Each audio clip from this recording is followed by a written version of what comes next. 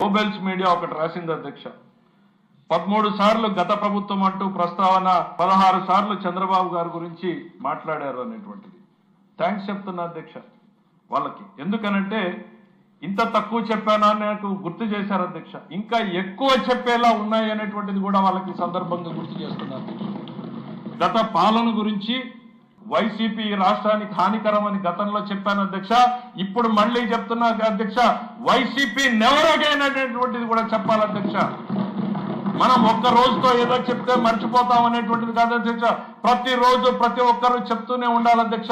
ఈ తెలుగు జాతి ఎన్ని రకాలైనటువంటి కష్టాలు పడింది, మన భవిష్యత్తు, మన పిల్లల భవిష్యత్తుని ఏ రకంగా దుర్మార్గంగా పనిచేశారు. ఇందాక గణబాబు గారు చెప్పారు కదా అధ్యక్ష, శుక్రవారం వస్తుందంటే ఏం జరుగుతుందో స్వేచ్ఛగా మాట్లాడలేడు, ఉద్యోగస్తుడు బయటపడలేడు. ఈ దుర్మార్గాలని ఈ తెలుగు జాతి ఉన్నంత కాలం చెప్తూనే ఉండాలి. వైసీపీ నెవర్ అగైన్ అనేటువంటిది మన నినాదం కావాలి అధ్యక్ష.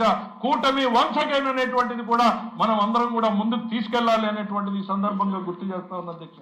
వాళ్ళకి థ్యాంక్స్ చెప్పాను అధ్యక్ష. ఎందుకనంటే 13 సార్లే చెప్పాను అని, ప్రతి పేజీలోనూ మీ దారుణాల గురించి చెప్పాలి, మా పాలన గురించి గొప్ప విషయాలు చెప్పాలి అనేటువంటిది గుర్తు చేసినందుకు గ్లోబల్స్ మీడియా గురించి చెప్తాను. వాళ్ళు చేసింది ఏంటి అధ్యక్ష?